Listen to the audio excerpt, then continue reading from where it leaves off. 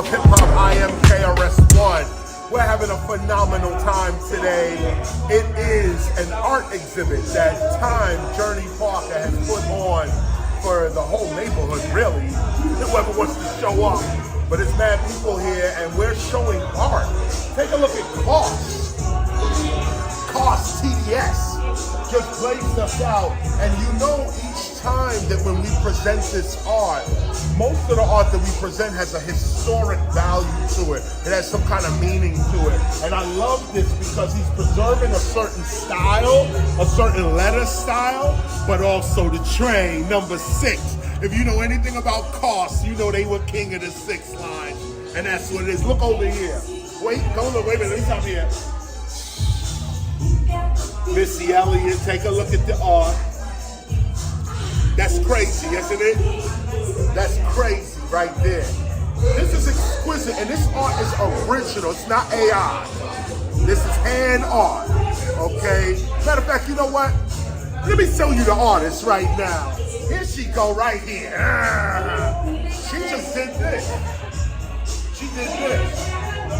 She did this. Right there.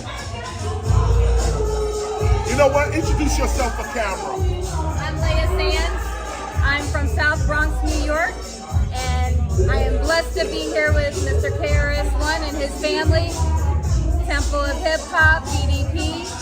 I'm here with my guy, Coach TDS. We're out here representing the South Bronx, Mott Haven area. Yes. Hip hop, graffiti, breakdancing, knowledge, MCs, DJs, the entire element. All of it is here. You standing in front of KRS, and what's so wild about this is he got tokens. Now see, original tokens. When I'm teaching that class, and I'm telling you that we had to put tokens into the train to go through the turnstile. Sometimes you need that visual aid. Here it is.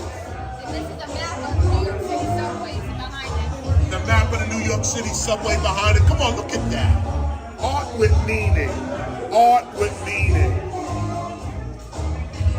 So yo, we got my man Jerry Leader in the back here. He's DJing. Art is exquisite. Brothers came out, sisters came out, family came out. I want to show you some of what went on here as well. As you know as well, we're on the run, we're in the Bronx, so our lesson is going to be short. Try to get what you need to get out of this lesson. We're going to show you several images and paintings and stuff like that. So it's going to be a short lesson today, but it's an inward lesson. It's something you watch, something you look at and you see. All right, peace.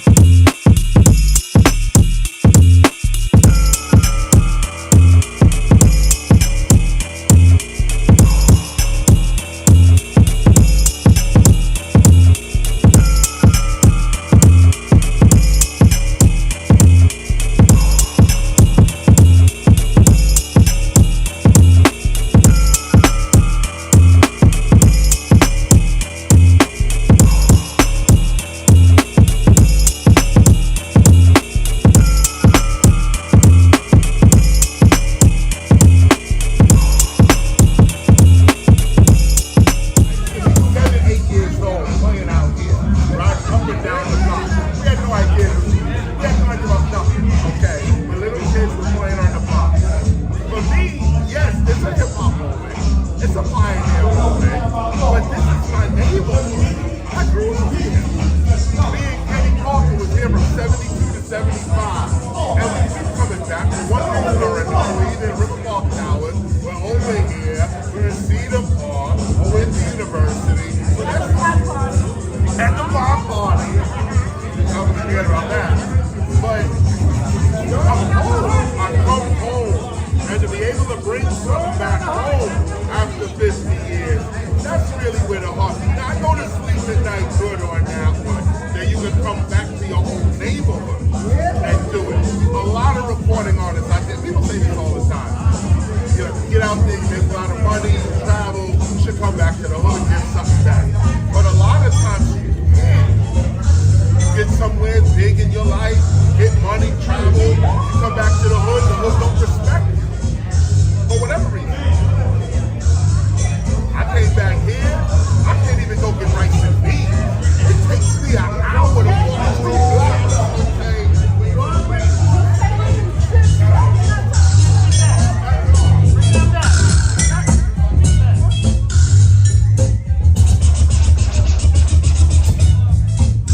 Yeah, man. Jimmy, give me something.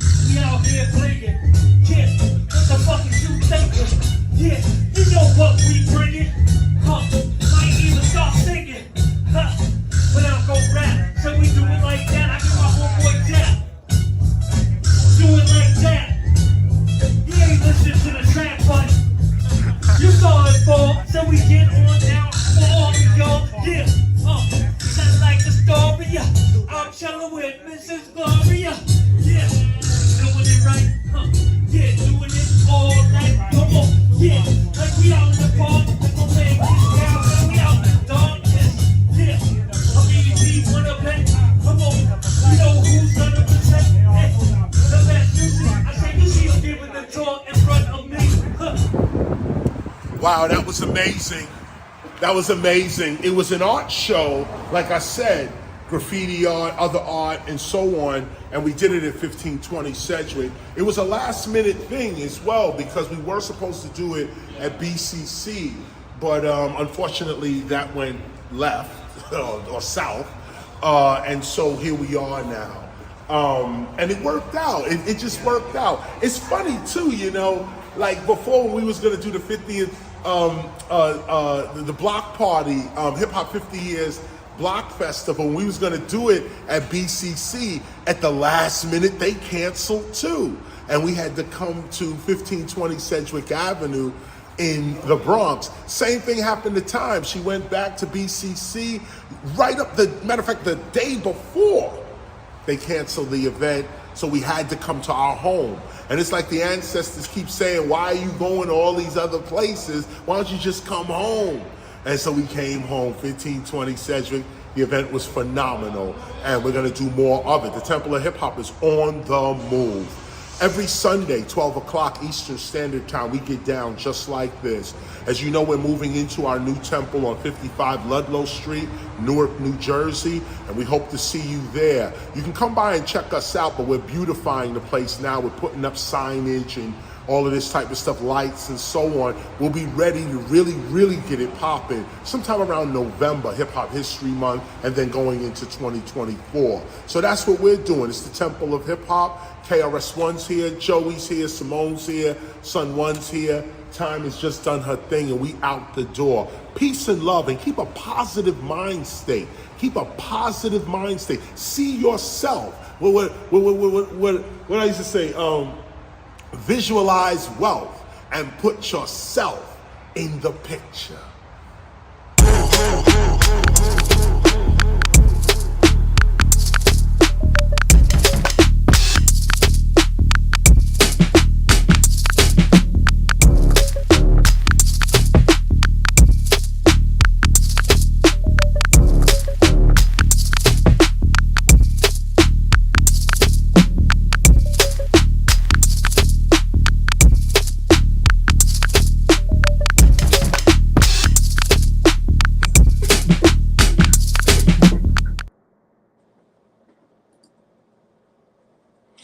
Yes, indeed. We are live right now. It's Sunday, as you can see. What we did was we was showing you yesterday Time's art presentation. What a phenomenal art presentation that was. You just saw how it all went down. We're here trying to do our thing. Welcome to the Temple of Hip Hop. I got a few things to go over before we begin. I just want to look over here, make sure I'm straight. Yeah, okay. That's not a bad look, you know. It's not a bad look. It's kind of plain Jane, you know. I got nothing behind me because all the pictures was at 1520, or still is at 1520. Excellent exhibit put on, and we was able to entertain maybe 30, 50 people came through. And it was wonderful. Shout out to Grandmaster Kaz, who actually poked his head in earlier on in the day. Shout out to 1520 Sedgwick Avenue, the tenants, the kids, those who were there as well. Big up to them. And of course, the Temple of Hip Hop, everybody who showed up. And again, this is us. You know, this is us doing us. And so, like I said, this lesson is going to be short today. Because we are on the go. Like I said, we're moving into the Temple of Hip Hop. We're beautifying the place. We're putting up the signage, putting up our pictures and photos. Moving into the offices as well. We got a little office space over there as well. So we're trying to move in. We got bookshelves that need to go up, this kind of thing. And, you know, of course, we could always use some volunteer help as well. That's, I just say that. In that sense. So let's get into this real quick. I'm looking at, you know what? Let me start here. There's a committee that came to our exhibit yesterday. It was, which is called Hip Hop Protection. And, you know, I'm starting to meet a lot of these organizations are coming out the woodwork now. Because they know it's on. The party's begun. The pot is boiling, and people know what's about to go down, and they're excited, and they want to be down. They want to be part of this as well, and rightfully so. So, I got this brochure here.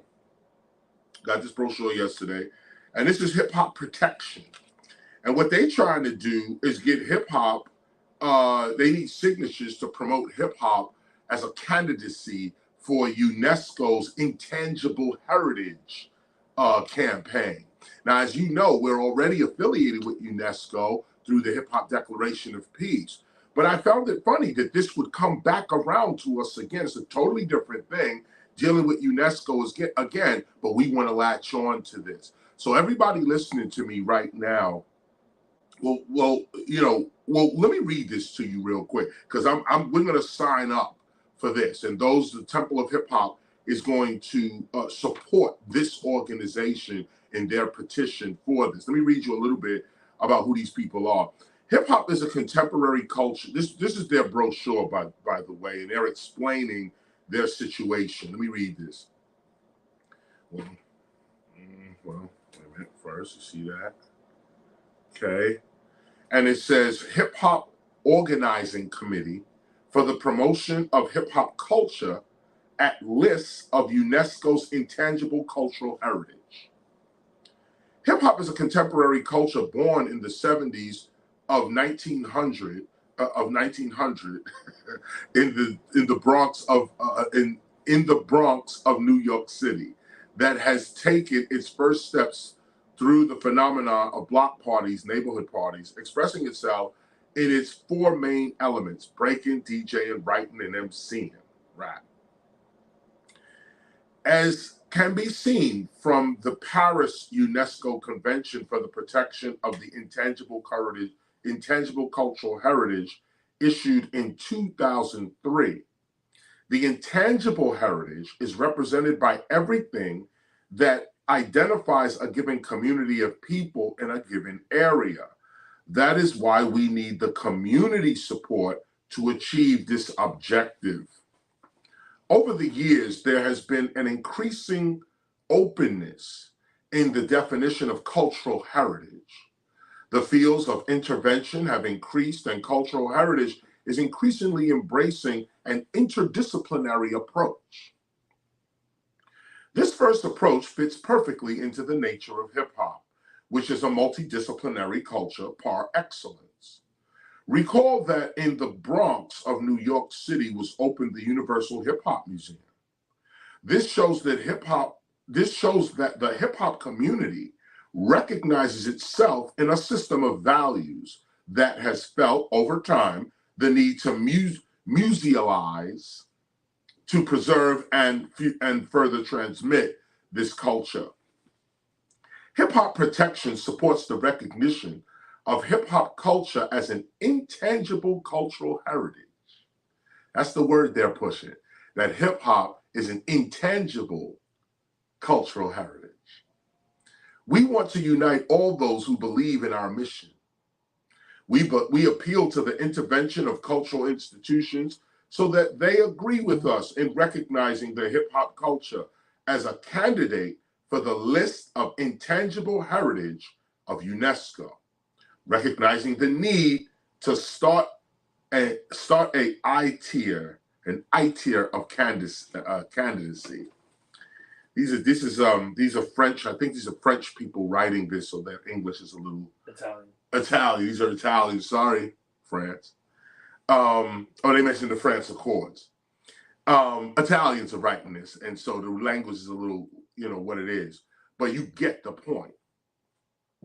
Hip hop, and not Italians from America. These are Italians from Italy. Let me make that distinction real quick. I'm like saying these are Italians, so they're writing. It's all crazy. No, not Italians from America. These are Europeans, okay? These are Italians from Italy. And just to show you also the global appeal of hip hop, check out what Italy hip hop is talking. They saying hip hop is an intangible heritage and should be on UNESCO's list of intangible heritage. And we agree with that. Shout out to Italy right now. Go get a slice of pizza or something. That was hot. So Hip Hop Protection, it is a nonprofit cultural association which through a free petition is collecting signatures to promote the candidacy of hip hop culture in the list of intangible heritage of UNESCO. Community recognition is fundamental to our goals. If you want to sign the petition and deepen our research, visit website www.hiphopprotection.com. Now get how they wrote this. It's hiphopprotection.com because they're using the P on the last part of hip hop as protection. So it's hiphopprotection.com. hiphopprotection.com. So we with that, and we're going to support them in that way. I had another list of notes, and I think I left them upstairs, so I'm going to go off the top of my head. Wait, what? Oh, here we go. Thank you, Son One. So, okay, here we are. Matter of fact, before I go further, let me hit Pop Master Fable, and let me not say hit, but because he's a victim of the hit and run accident. Let me change up real quick. But we know he's rising, and we know he's getting ready to do his thing. Fable, if you're listening to me, you know you're in our real prayers in that sense. Simone sent up a prayer for you the other day. I visualized you walking and doing your thing. You know, it's it's one thing if one of us, I say this, jokingly, it's one thing if one of us get hit by a car and so on. As MCs, we might be able to still talk. As DJs, you might be able to still put a record on. But as a B-boy, to be hit, when your body gets hit as a B-boy, that's deep, and so we wish Fable a speedy recovery. And usually, when you get into accidents, how the temple teaches, this is going to make you stronger. This is going to make you stronger. And it is. This is not no hype or some, get well soon psychology.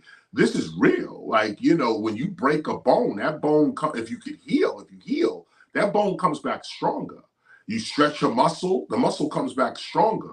Matter of fact, the way you build muscle is by tearing them and then replenishing themselves. Nature has a way of doing this by giving you a sickness so that you can become immune to it. As a matter of fact, that's how vaccines are created. They actually give you a little bit of the sickness. The body then reads it, understands it, and now you don't get sick like that anymore. So we got to look at that as well.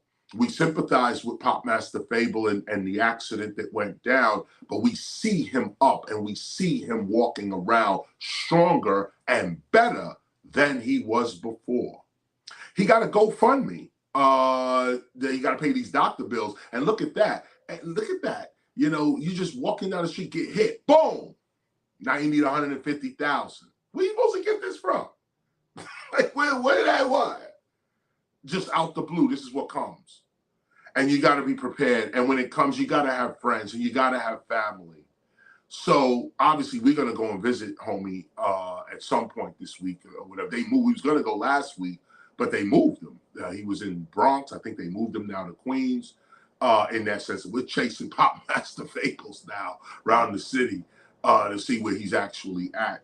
So shout out to Pop Master Fables and make sure you get well. And you've seen Fables with us so many times. And Fables is always with us, teaching, talking, performing as well. So the Temple of Hip Hop reaches out to Fable. We're donating money as well.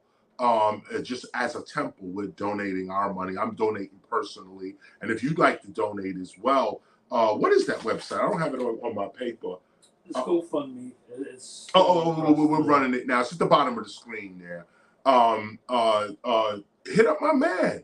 $10, $5. Come on, $20. Hit him up, $100. Because this is real right now. One of our brothers is in trouble. A family, really, is in trouble and needs some financial help. And so we're here to give it. Yesterday was September 30th. Today is October 1st. Yesterday, October 30th, like I said, was the art exhibit. And this is where I want to start our teaching today.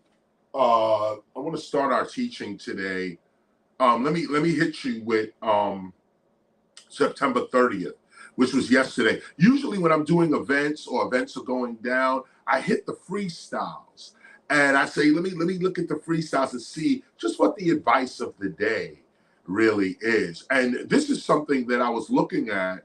I was looking at this because the lesson that I have for us today has to do with governance, self-governance, and the concept of governance, and in a hip-hop as with the ability to self-govern. So yesterday I looked at this. September 30th, those that got their gospels, turn to 425, page 425. September 30th, it says, the rebel is hasty. He argues with the elite, while the teacher performs patience and eventually takes their seat.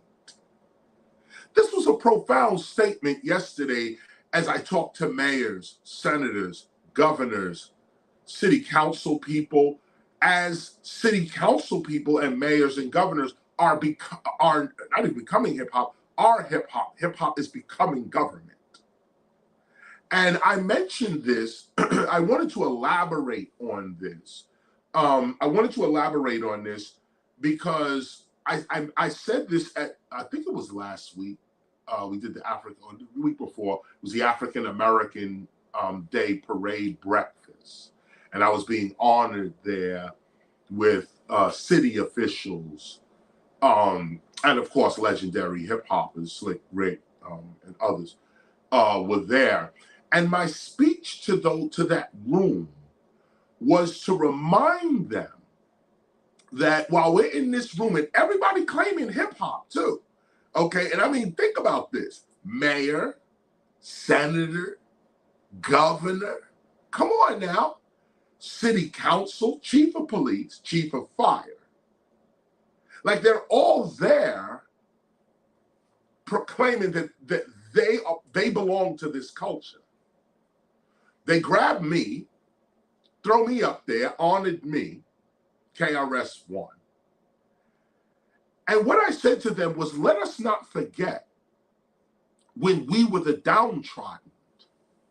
And the example that I gave was the Christians, get into your theology right now, that Christian history shows us that when Jesus the Christ was arrested by the police, the Roman government, and they put their knee on his neck, and they shot him in his back, and he said, "I can't breathe." And his people looked on in horror as to what they would do. When the Roman government killed Jesus the Christ, the followers of Jesus the Christ, was also hunted down. Oh, you with Marcus Garvey? Jesus the Christ, we're going to hunt you down too. Oh, you with this one and that? You with Harriet Tubman? We're going to hunt you down too. There's a price on her head. So anybody running with her, there's a price on yours too. So Jesus the Christ is crucified. As the story goes, he defeats death. He walks around. Thomas doubts him, and he says, "Thomas, don't doubt. Look at this. I'm here. I'm chilling.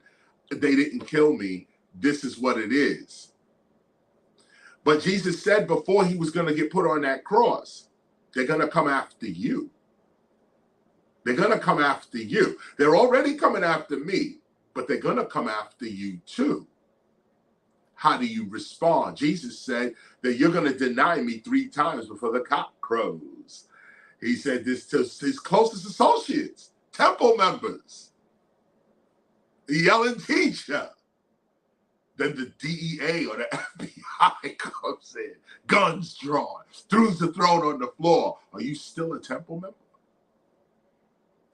Or do you have to flee to another country, flee to another state? Well, this is what happened to Jesus's own people and to their temple of hip hop. But then after Jesus, now they're running down Christians. In fact, for the next, say, 100 years, and think about that, 100 years, they're feeding Christians to the lions.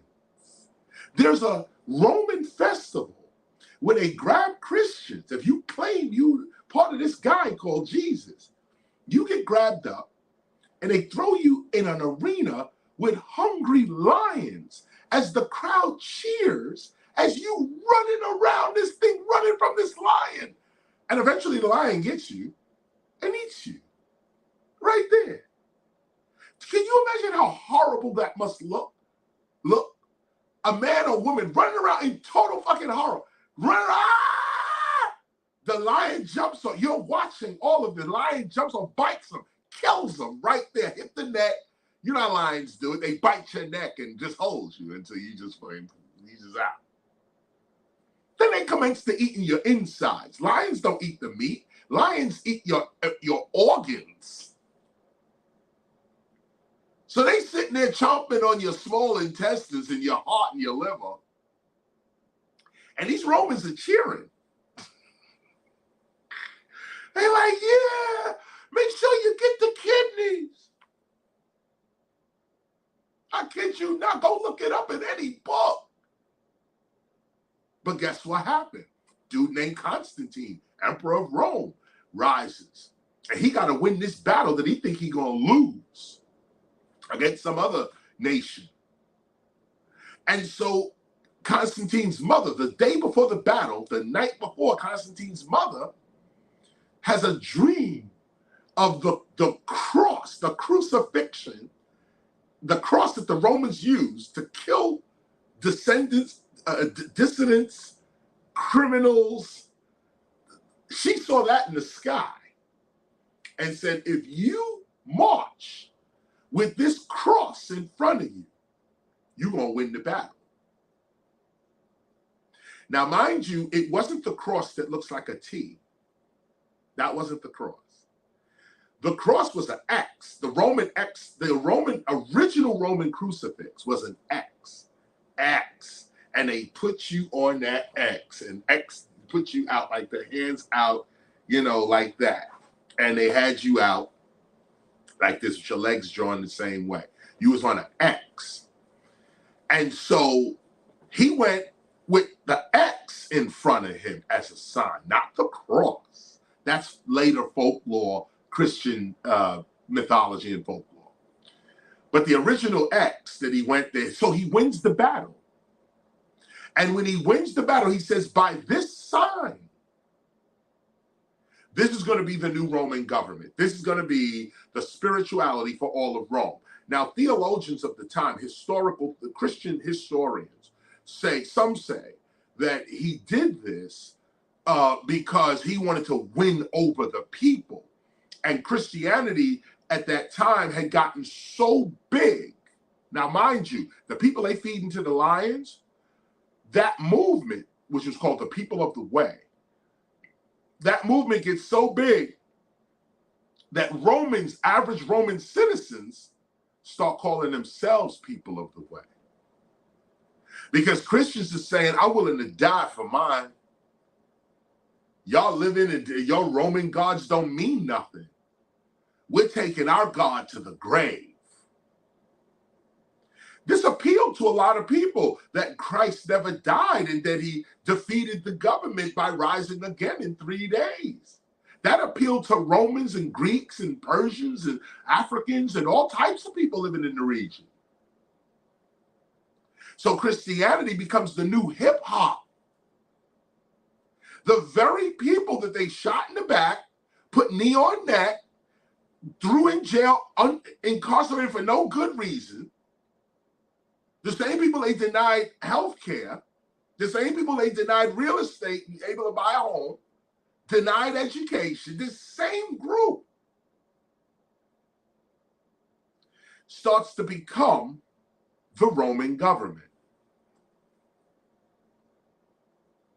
As this group grows, they get older, more wiser, attend more schools, have more success. And then after a while, these Romans who adopted the Christian life become the Roman government. Some say Constantine did it to appease the new Christian Roman movement that he could not stop anyway. Others say that it was a real epiphany and he became Christian. So now you get the Holy Roman Church. All them dudes that were criminals are not criminals no more. They become popes, bishops, ministers, reverends, all these people. But guess who gets the short end of the stick? Jews. Now you get Christ killer. Now you get, those Jews over there, they the ones.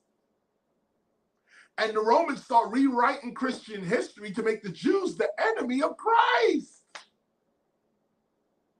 They made his own people the enemy. Now, I don't know, okay? I don't know what you think.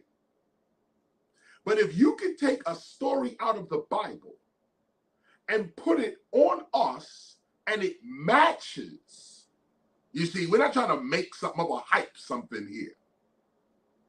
Take a look at Rome. Matter of fact, America is the new Rome.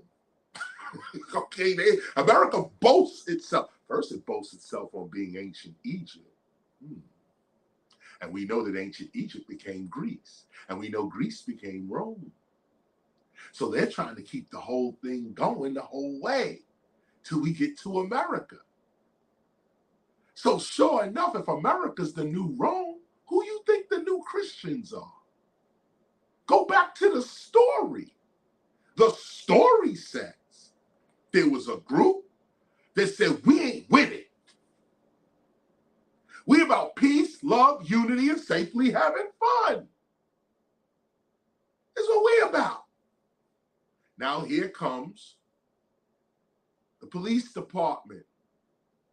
And get this, some of our own people are part of the police department. Look at that. The story is identical.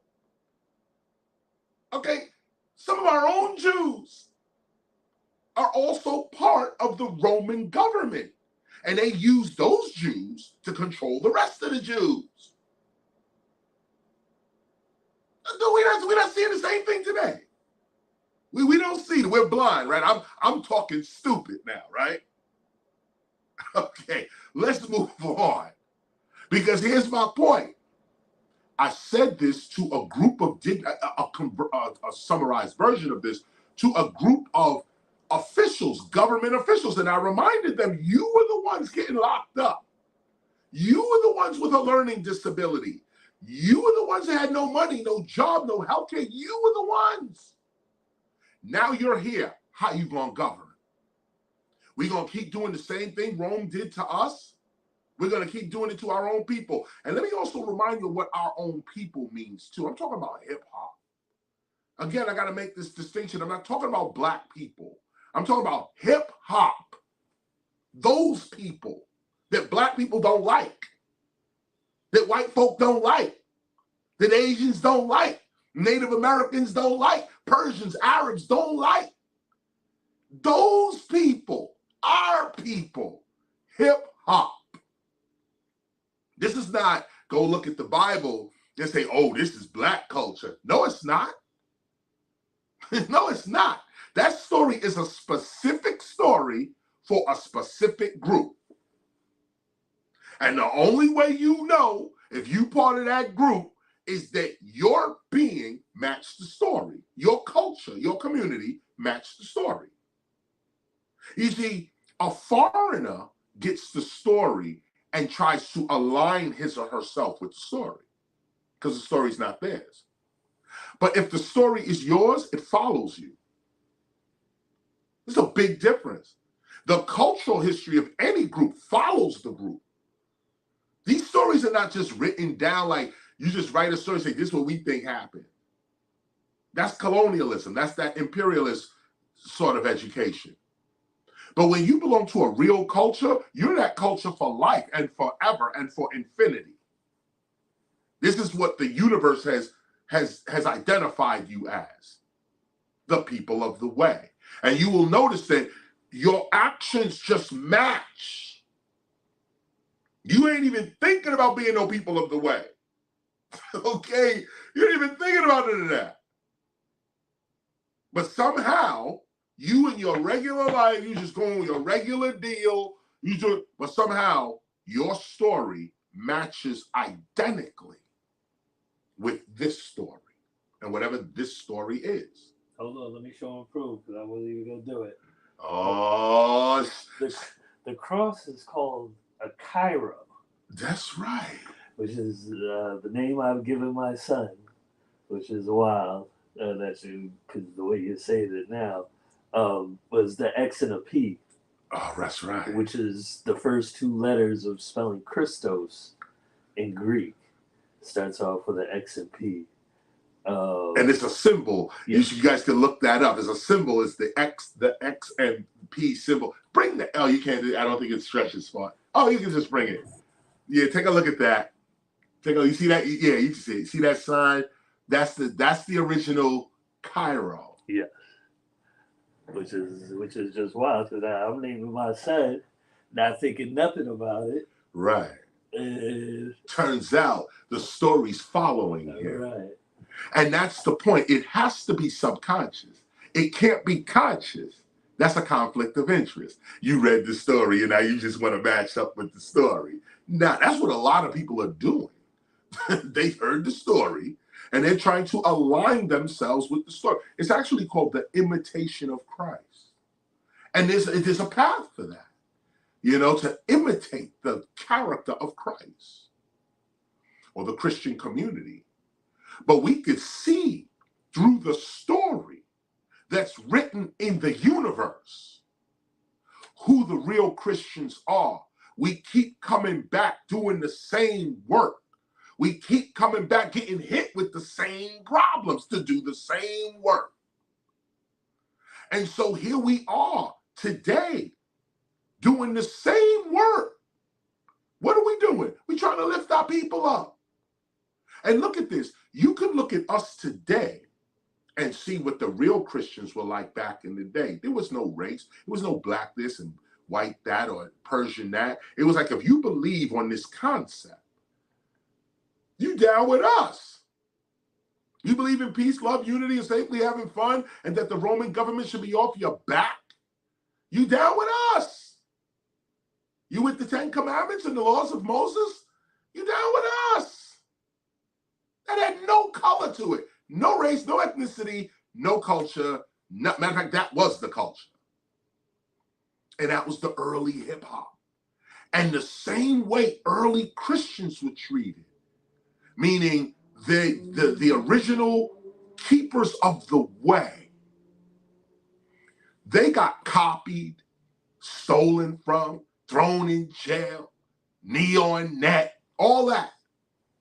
And then these others come imitating the originals. And then the Roman government comes and imitates the imitators.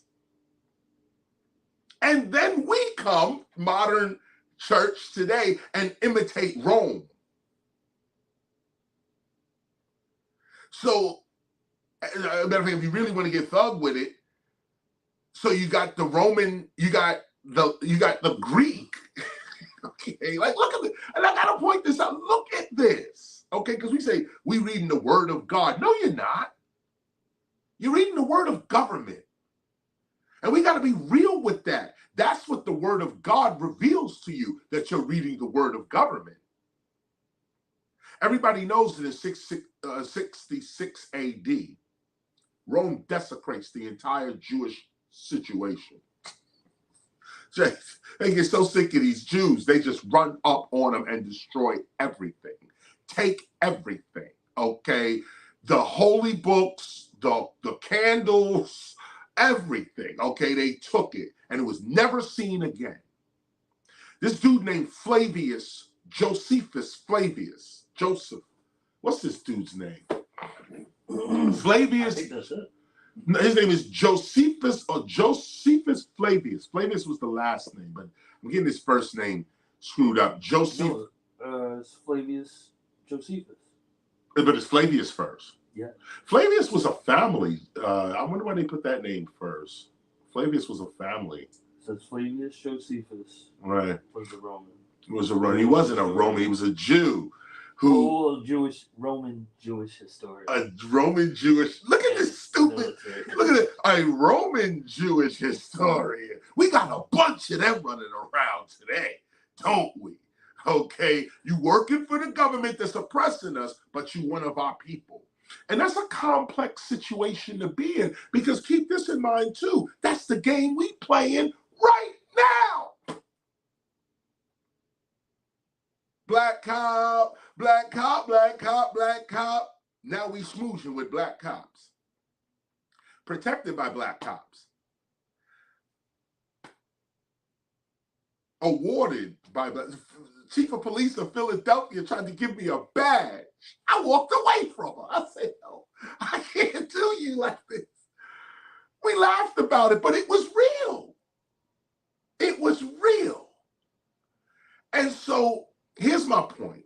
I'm giving you all these examples. Here's the point, okay? And I'm going to read, matter of fact, while I make this point, go ahead and turn to Gospel of Hip Hop, page 314. We're reading the 6th Overstanding the Seasons. Got to hit you with the seasons, a couple of pages of the seasons. But here's the point. The point that I'm making is that, first of all, the Christian story seems to match us identically. We are those people that was once the downtrodden, the criminals of a society, the marginalized. Now we are entering the government itself.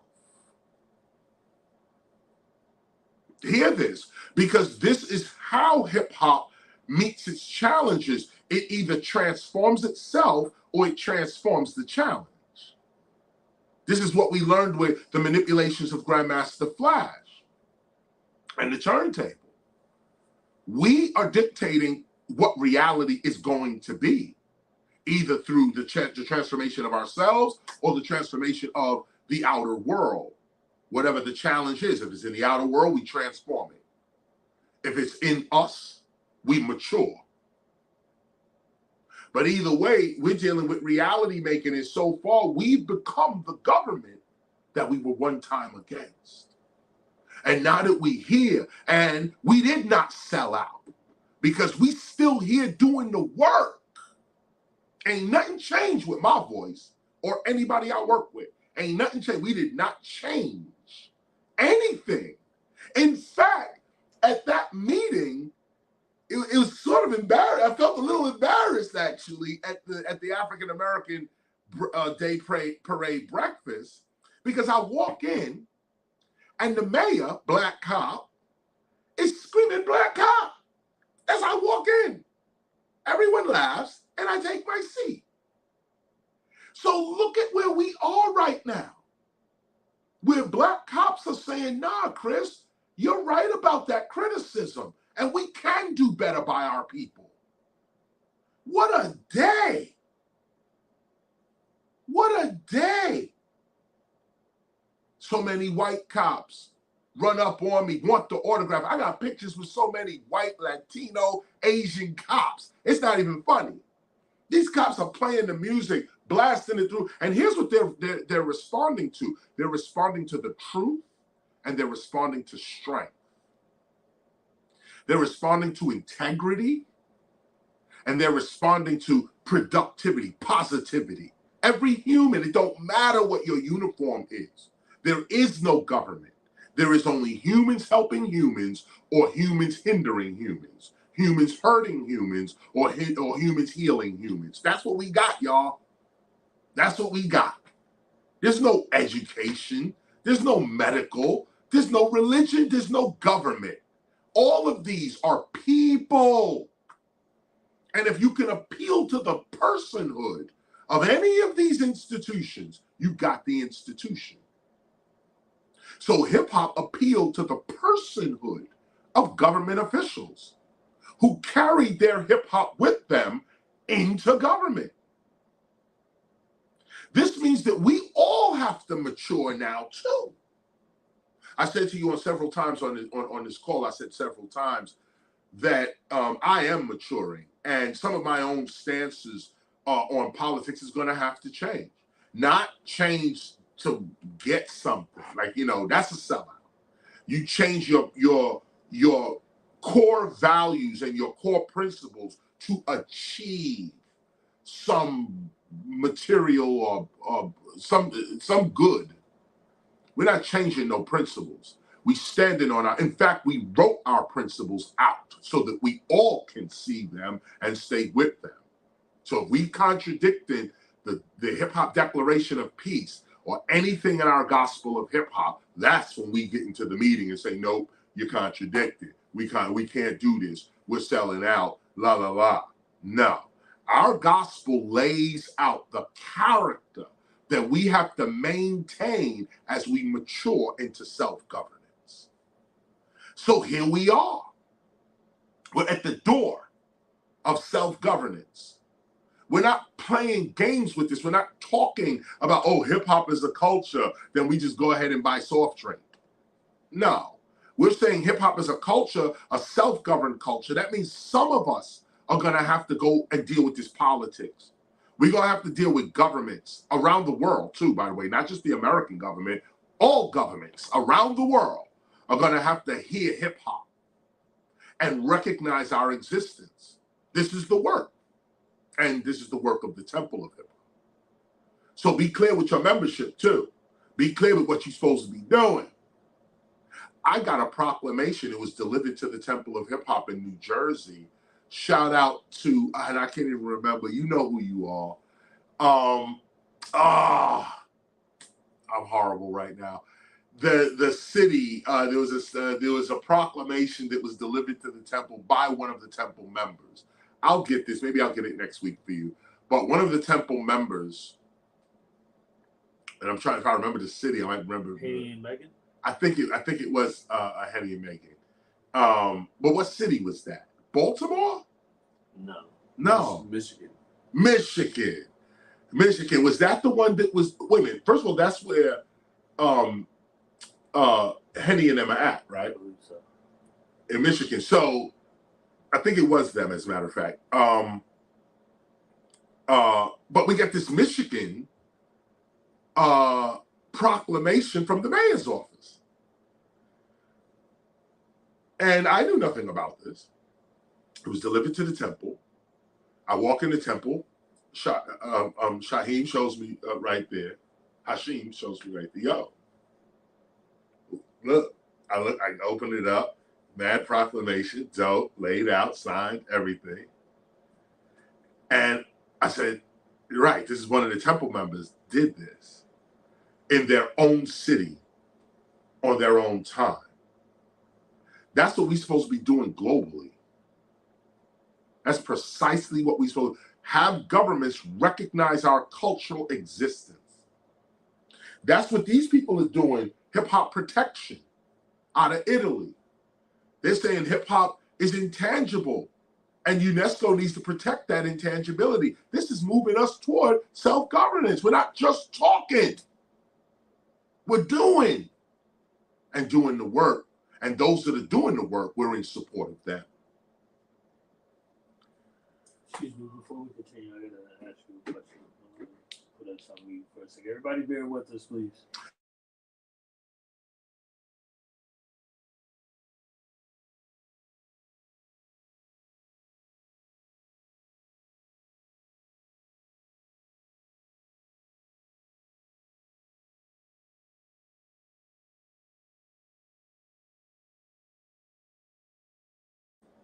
All right, we're back. Okay, we're back. And we was just talking about a message came in for Talib Kweli just messaged us about a 2:00 conference call that is relating to Assata. Give me some more of the information.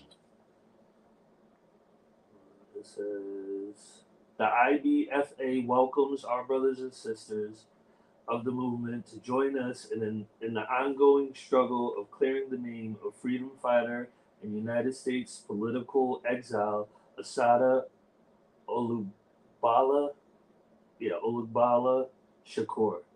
In the midst of illegal tactics on black libertarian organizations, COINTELPRO, police brutality, trumped-up charges, and serving 6 years of a life sentence for a false murder charge, Assata was able to escape from the New Jersey plantation known as the Clinton Correctional Facility for Women on November 2nd, 1979. Forced to go underground for the next 3 years, Assata was granted political asylum by Cuban President Fidel Castro in 1984. She's been residing in Cuba ever since. Assata recently turned 76 years old, and after all her courageous deeds and dedication to the Black Liberation movement, she is still being portrayed as a murderer and fugitive by the U.S. media and government. In 2013, the FBI added her to their most wanted terrorist list. Wow. And raised her bounty to $2 million. The only thing Assata has ever been guilty of in their eyes is engaging in the total liberation of our people, politics, and resources across the diaspora. To be perfectly clear, this campaign is an intentional action that should never cease until Assata and others like her are free to come and go as they please without the consequences of conviction or punishment. Your voices, thoughts, signatures, and social media presence are needed to make this work. We hope that you will join the Action for Assata campaign in honor of Assata, our recent ancestor, Assata Shakur, and every revolutionary who walked the main and front lines for us and the many generations to come. And they have demand remove Assata Shakur from the FBI's most wanted terrorist list. Demand 2, immediately remove the $2 million bounty on her head. Demand 3, a full pardon for Assata Shakur, federally and locally. Please add your name and organization in support of this call. Ubuntu, Director of Black Power, Assata Shakur, the International Black Freedom Alliance. There it is. And there it is, Assata Shakur fighting for her name and her legacy. And yeah, I may want to look at that. We'll see if we're still teaching, but this lesson, like I said, is short. It's becoming longer. But no, that's definitely something to look into. And, you know, when anytime you're dealing with cases like this, you know, the mature thing to do is to get all the information. Get everybody's a point of view, not just Assata Shakur's. Get the government's point of view and see what they think is. Get her point of view. Get others' point of view as well. If you want to be involved, you know, get educated as to what the deal is. But we know on the surface that 50s, 60s, 70s counterintelligence program was just locking Christians up for no reason.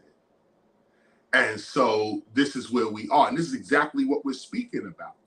If we are the government today, then why is she still in exile? These are the little things that have to get dealt with and tweaked. And because these are also the measurement of your maturity, the measurement of your development. You know, Mayor Koch declared a war on graffiti.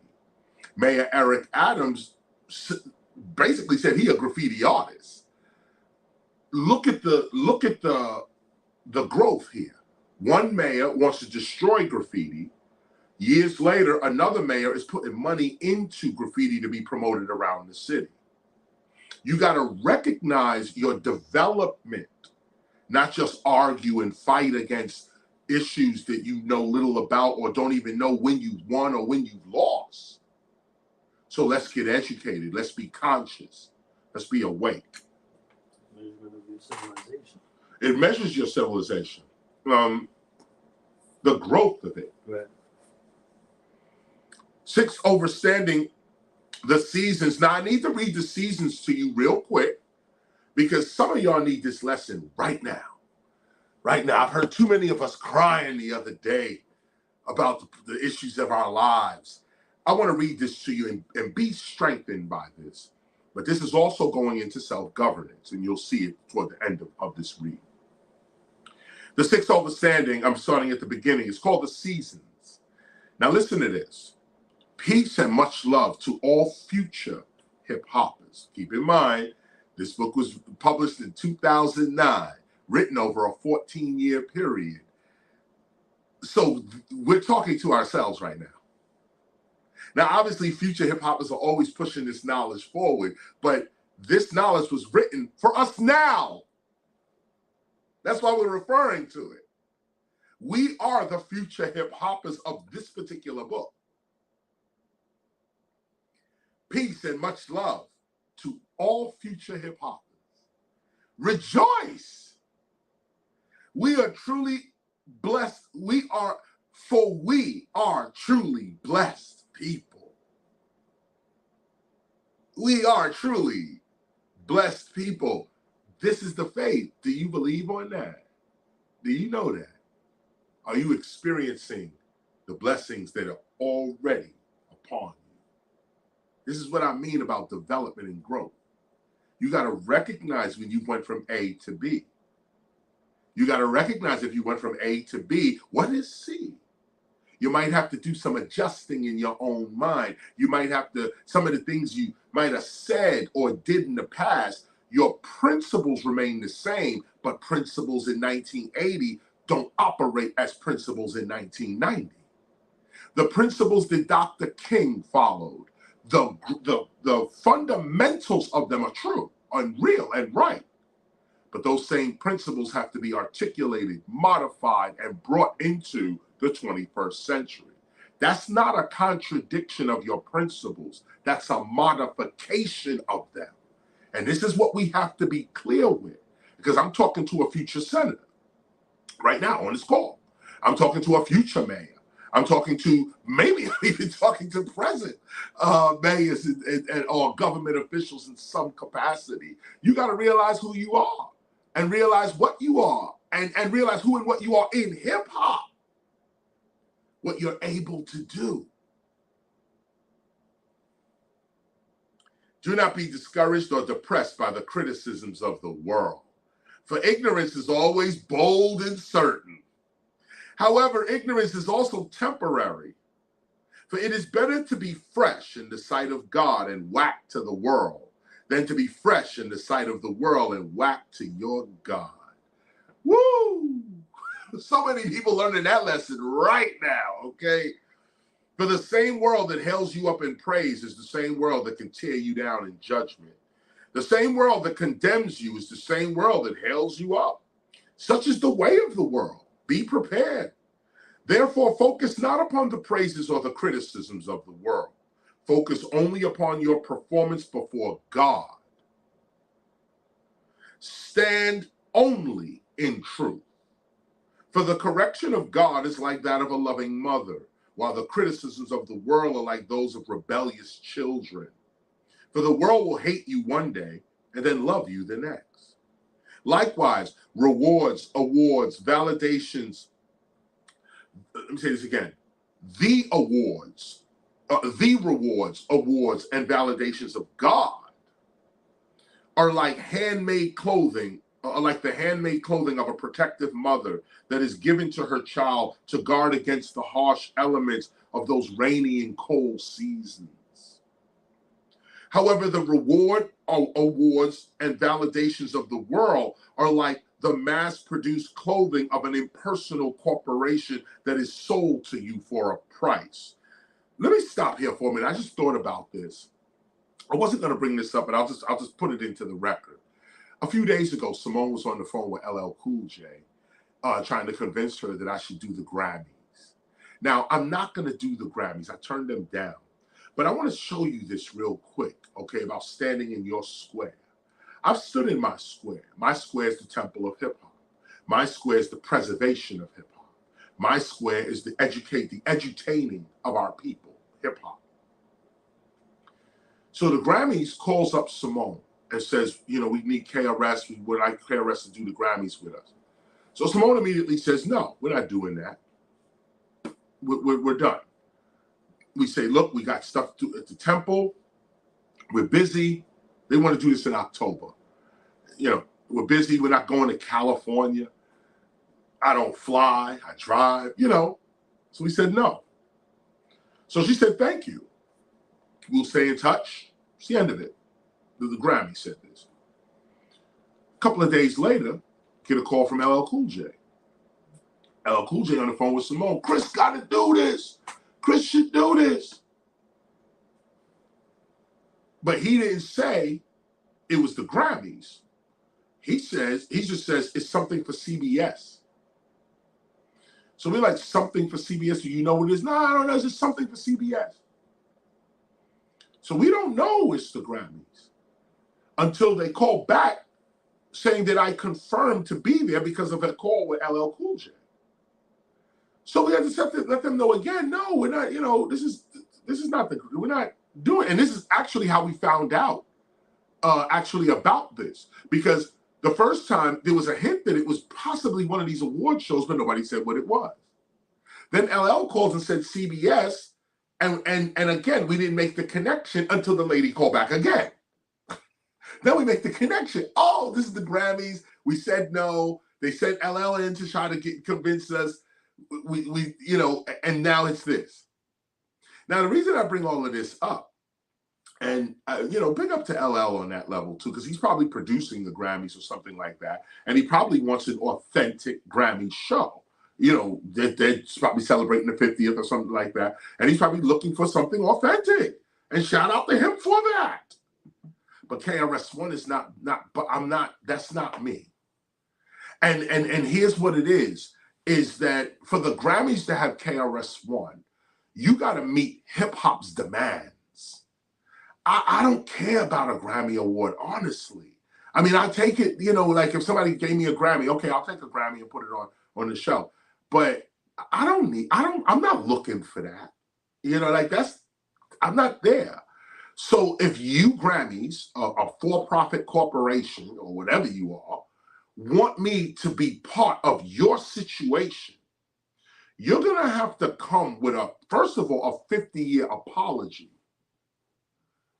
to hip hop for ignoring us for 49 years. Then maybe I will appear not for no music award, but for hip hop to receive a Grammy. Like the Grammy should give hip hop an award. And that means that every hip hopper that contributed, we'll do a list of 100 hip hoppers that we think contributed to the culture over a period of time. And the Grammys should give each and every one of them a Grammy award, recognizing who they are. And if you want to push it further, there should at least be a $1,000 honorarium attached to that award, saying thank you. It can never be a payment, but at least take this grand and go have dinner. If you're not coming at us like that at the beginning, then you just can't have KRS-ONE. Do your thing. The Grammys don't need me. Or do they?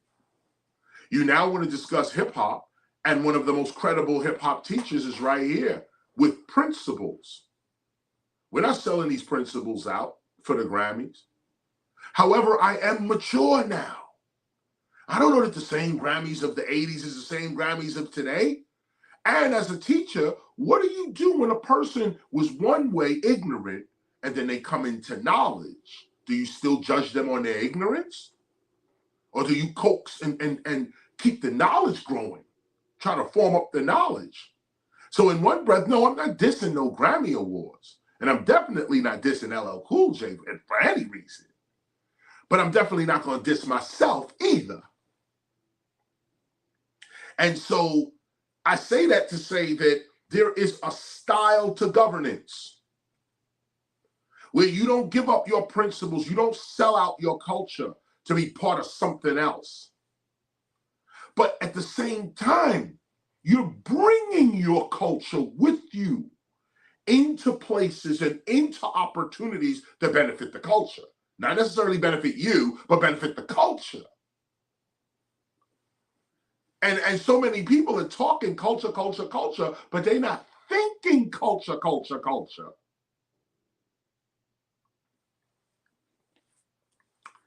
So I just wanted to stop right there and just make that clear. Let me say it again. However, the rewards, awards, validations of the world are like the mass-produced clothing of an impersonal corporation that is sold to you for a price. Such clothing offers only temporary protection, is that word, against the harsh elements of those rainy and cold seasons because the clothing manufacturer needs you to keep coming back to purchase clothing. Eventually, such clothing even goes out of style. Clothing is a symbol here of the thing, of the validation, of the award.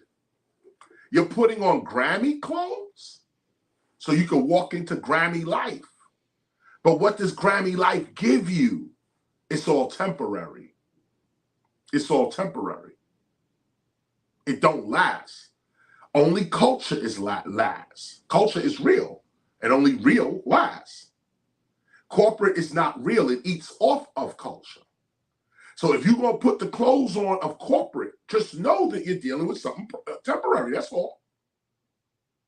And if you're dealing with culture, you're wearing the handmade clothing of the culture, which may not appeal to the corporate world, who wants you in a suit and a tie or some other attire.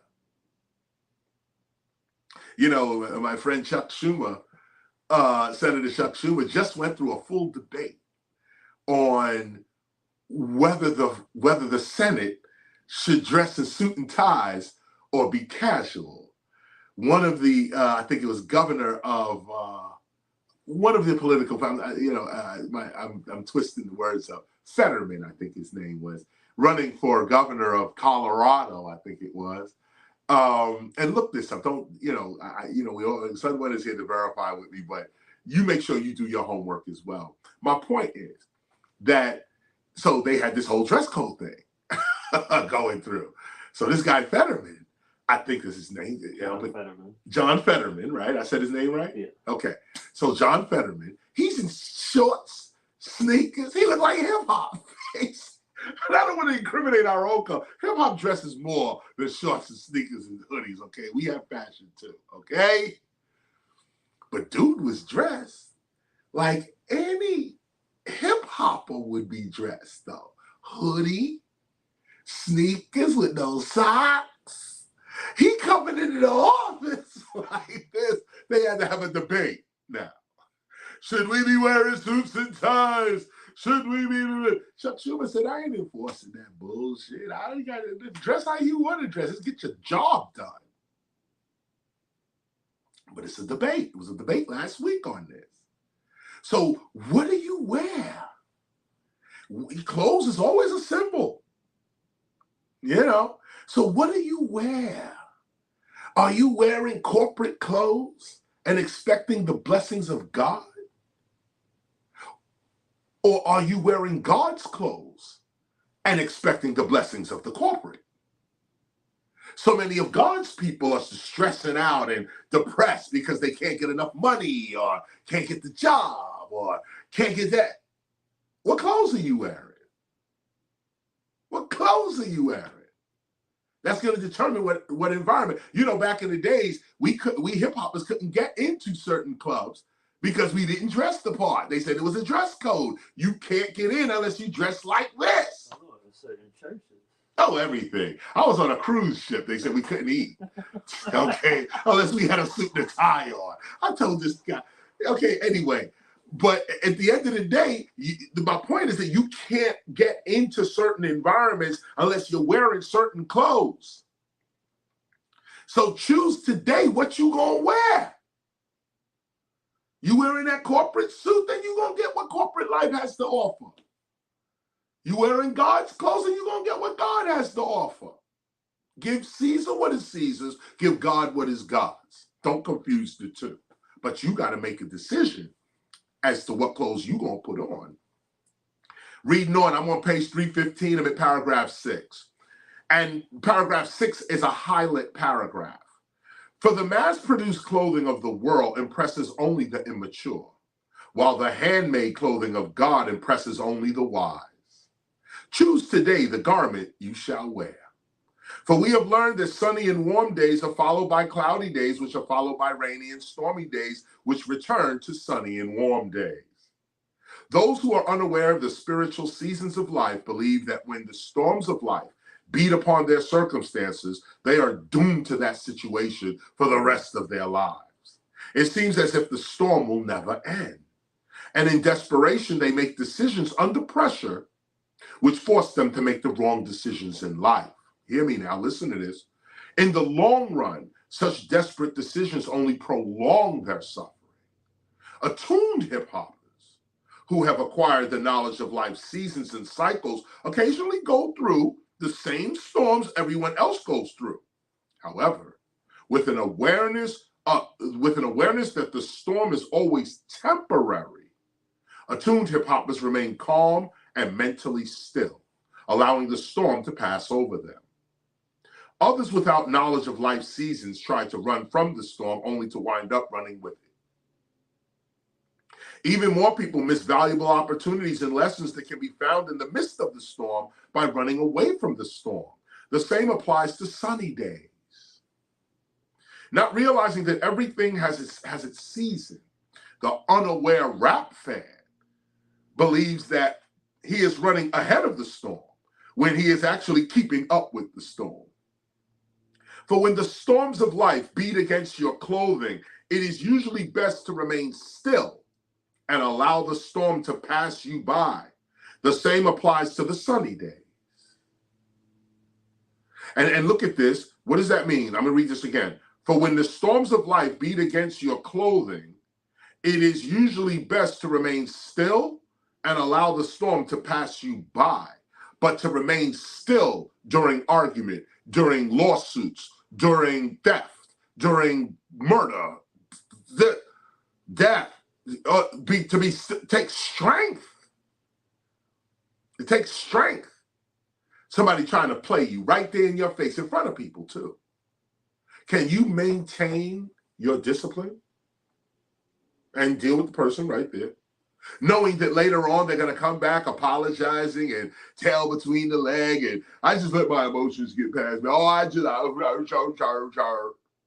But you played yourself though. I didn't play myself. You know how many people I see like that today? Years, over many years. They all arguing with KRS. KRS didn't argue. KRS said, no problem. I don't see it that way, but no problem. Years later, you know, Chris, you were right. But now you're a sucker. We could have been right 10 years ago. But your immaturity distanced you from a great friendship and relationship you could have had. This is the point. Don't be a sucker. Don't be somebody who got to always go back and apologize. We all got something to apologize for. God knows I'm always apologizing. But don't leave your life in such a way where you say things, do things, so on. Grab hold of your life and govern it. I'm not doing that. Why? It's against my principles. I am doing this. Why? It's with my principles. It's in line with my principles. I'm doing this. My purpose is this, and this is in front of me. I'm doing this. Why do you do what you do? Are you hip to your hop? Do you know why you are moving? Or does cold just move you and hot just moves you and fear just moves you and hunger just moves you and you are only what you was last week. You are only your last job. That's how you living? That's why I'm reading this to somebody right now. Somebody gonna rise right now off this call. This particular call, somebody gonna rise and realize themselves right now. Put on the handmade clothing of God, and you walk through this world with no problems. Imagine walking through life with no problems, no challenges. And why? Not that you're not getting challenges, but the way you deal with the challenge turns every challenge into a blessing. Turns every failure into a degree to teach others. Turns every sickness and accident into a stronger body and mind. If you can live a life like that, what problems do you have? None. Let's read on.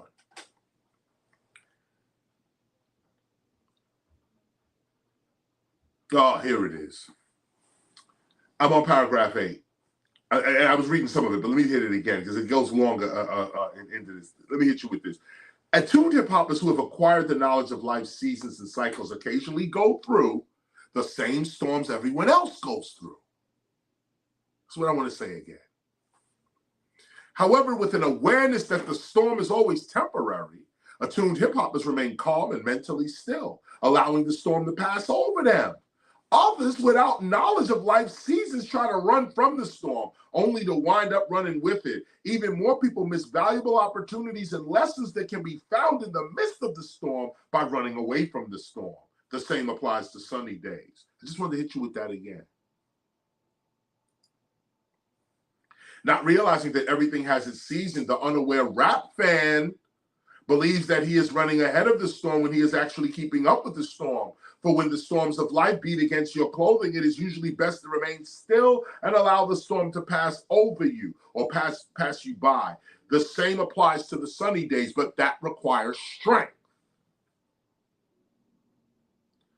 With difficult people and circumstances, be still. Be on good terms with all people, even if you must be silent in the face of those that disrespect you. Develop the habits of not saying things that you may regret later when the storms of hostility or depression has passed. Be silent, be still. This is a discipline and it works. It works. Even with all forms of temptation, be silent, be still. Allow the storms of those tempting desires to pass over you.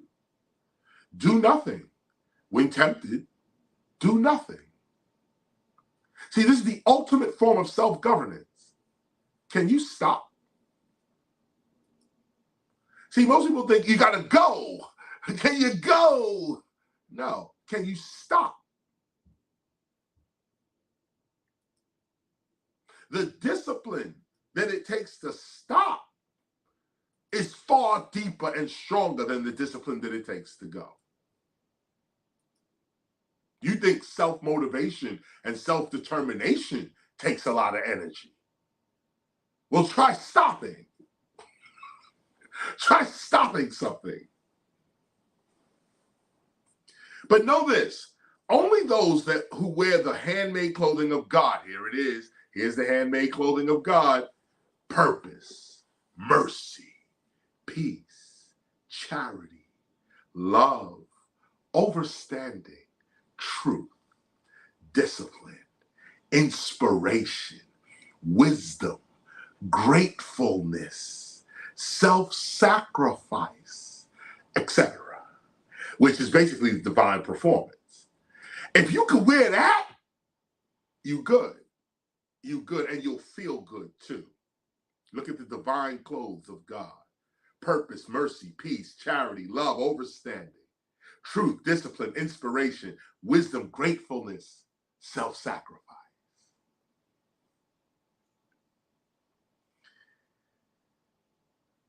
Etc. Can stand still in the midst of life's storms. Only those that wear that can stand still in the midst of life's storms, which are changes and temptations. That's the storms of life. Changes in life and temptations. These are the designer labels of our everlasting God, for only divine clothing can withstand the various storms of life. This is the secret right here. Put on mercy, put on peace, put charity on like clothing. Wear it. It wards off all this other stuff. For when it is sunny and warm, meaning that everything is going your way, such a season is not to be used to relax and indulge in the pleasures of the world. When it's sunny and hot and the money's flowing and everything's good, that's not the time to indulge in the pleasures of the world.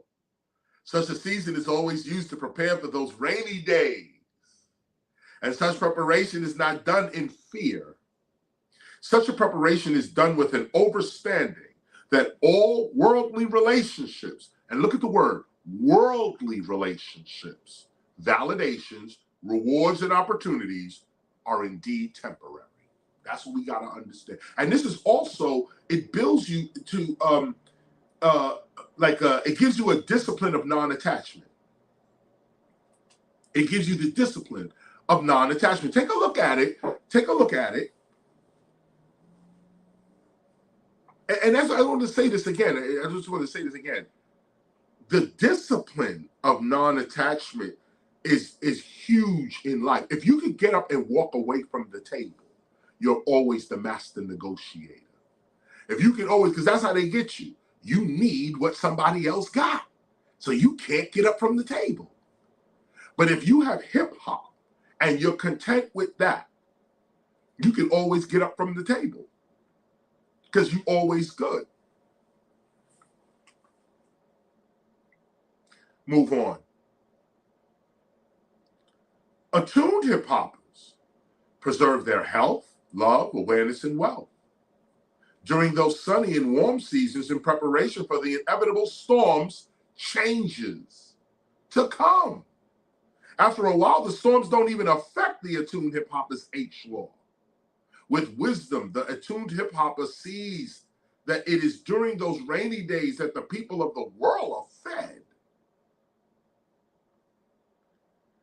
See, they're learning lessons through the storms. They're growing through storms and hard times. The people of the world. For it is through challenges, changes, and disappointments that the people of the world gain wisdom. For it is the storms of life that humble and teach the people of the world. However, spirit beings remain still and protected even in the most terrifying and difficult of life's storms. For they are not taught or fed during the stormy seasons or during the sunny seasons. Do you get this? Those who wear them clothes, we don't learn with the sun or with the moon or with the rain or with whatever. We're not part of that.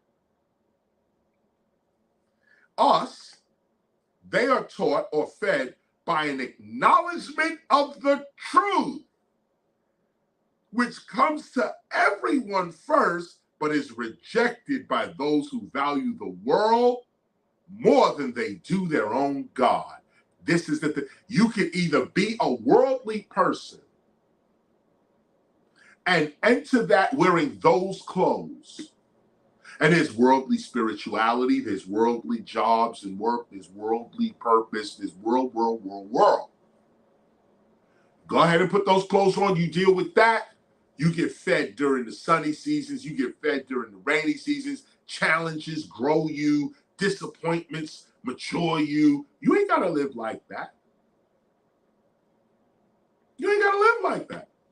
It's not necessary unless, of course, you are a child, a spiritual child.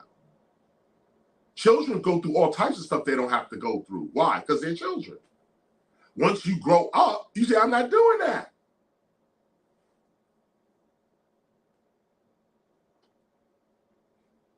The key is grow up. That seems to be the key.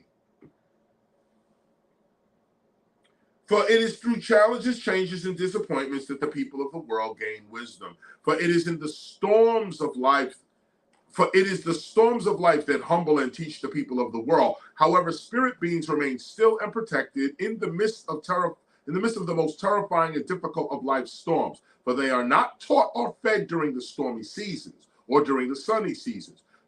We are taught or fed by an acknowledgement of the truth, which comes to everyone first, but is rejected by those who value the world more than they do their own God.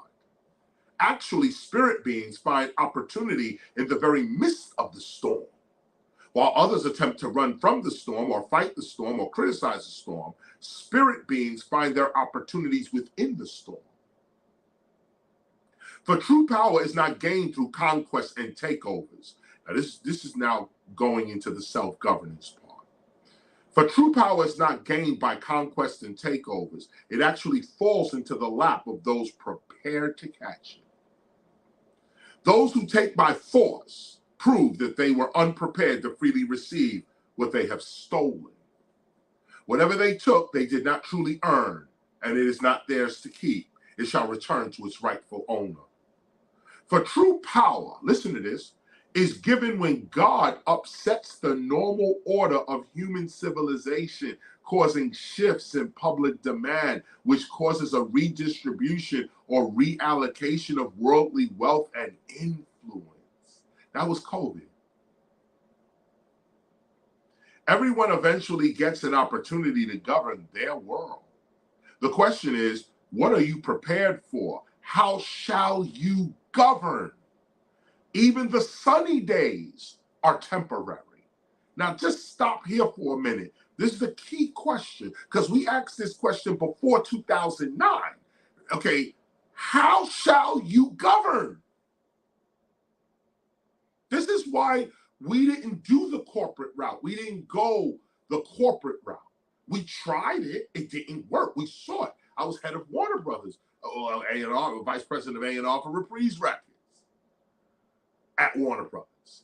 I saw the corporate situation. I brought the temple to Warner Brothers. It didn't work. That's not the place for spiritual and cultural knowledge. That's a money-making venture. And you got to be clear with that. It didn't work. But look at this. Look at this. This is why we collected proclamations, resolutions, While everyone else was getting a Grammy. Here we go now.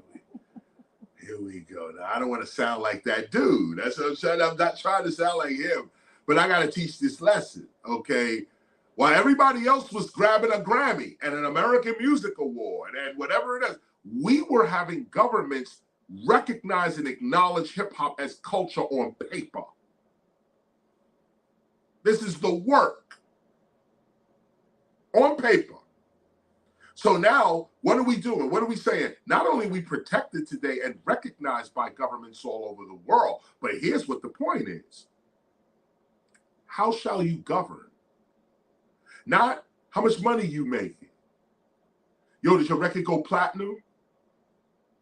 See, today it's easy. You're looking at me. We're talking right now. We're teaching. Is what it is. But try to think back to like 2003. When everything I'm saying to you right now was a joke. And people were laughing behind our back. Even sabotaging us. Saying, yeah, KRS, yo, you the man, Chris, yo. Then when I turn around, who the fuck he think he is? Who the boo, boo, boo, boo, boo, boo? You know it was you. But now we look back. Everybody was popping the Cristal. Remember Cristal? Remember that? Every rhyme had a Cristal in it. Every rhyme we were drinking, popping the Mo, popping the Cristal. We was at the bar. It was crazy, wasn't it? Well, I was writing this. Through the 90s, through 2000, we had to stand on principle. Because God already told us what the future was going to be.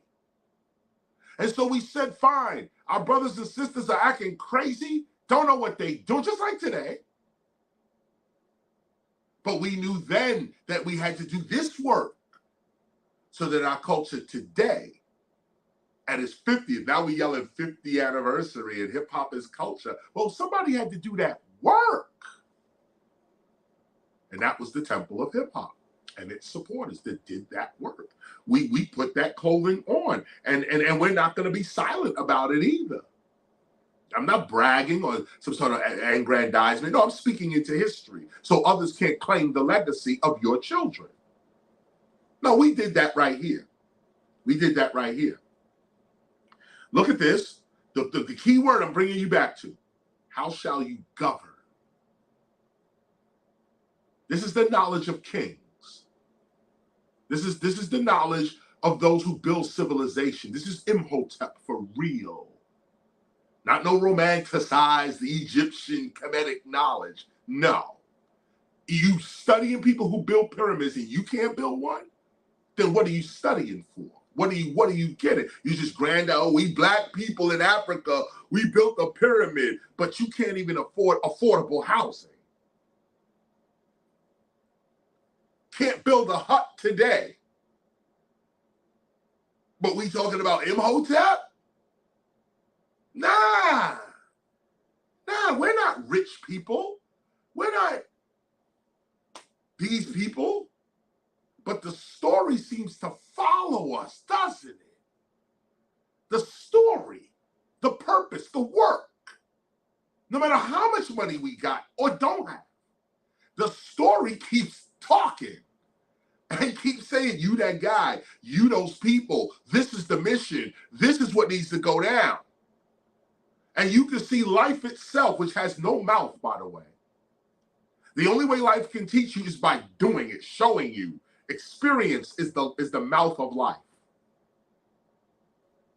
We see the story told again and again on us. Here we are reading our gospel again. Take a look at it today. Today.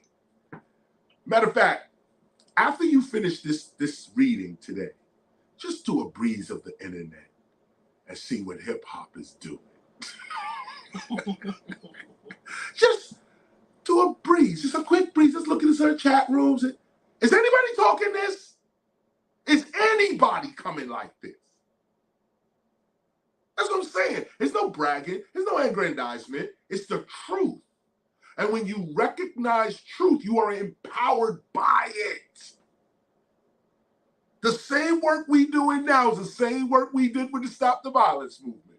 Same work with Human Education Against Lies, all in the same gang. Same work. And we're proving to you right now that the work is good.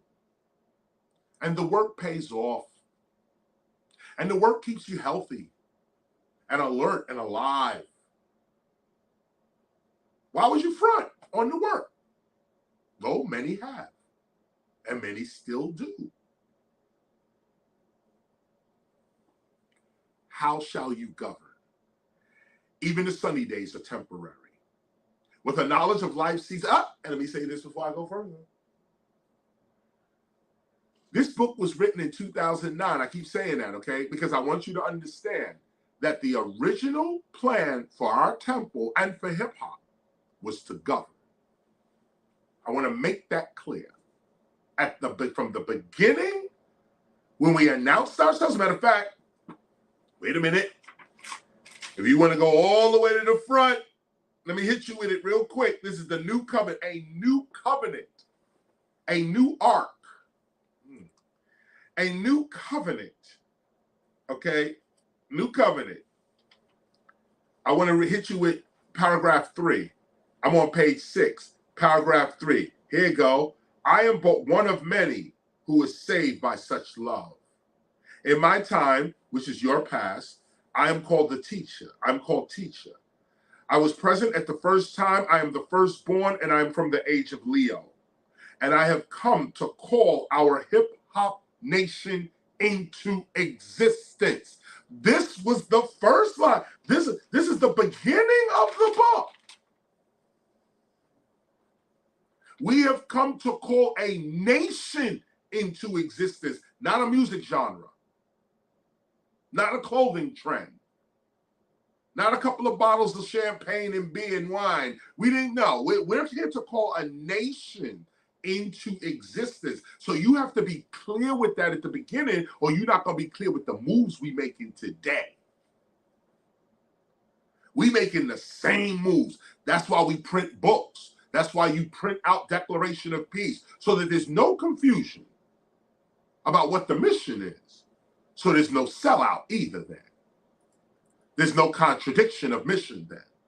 There's no delinquency of purpose. None of that. That's why you write. That's why you stick with your documentation. Here we are, first page. What are we here to do? We're here to call a nation into existence. Not a rap group. Not a record company, not a restaurant. These things are great, and some of y'all should be opening these things, actually.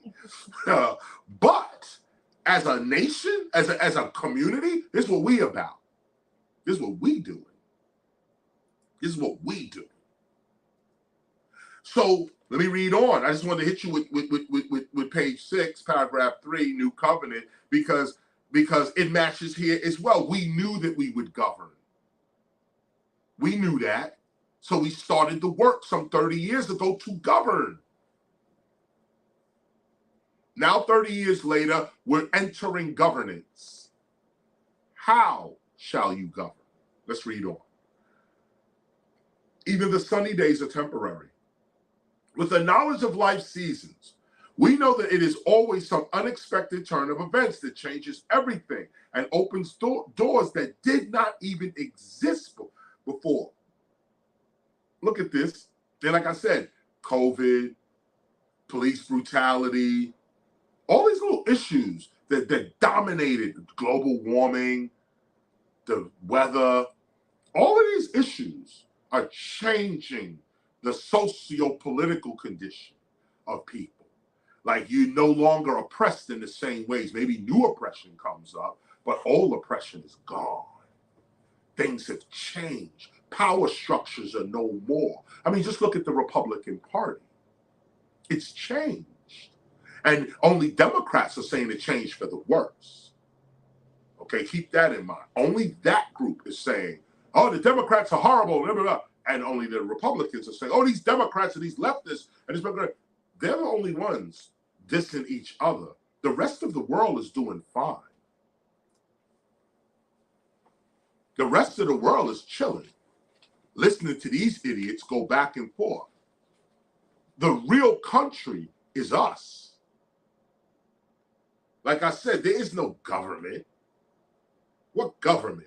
You can see, even if you want to say that's a government, even if you want to say, oh, that's the U.S. government, look at it. Nobody's criticizing or dissing our government. No, you're not even about all that.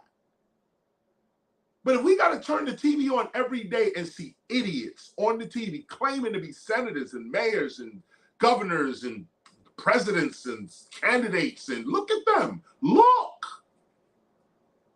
Don't take my word for nothing. Go look for yourself.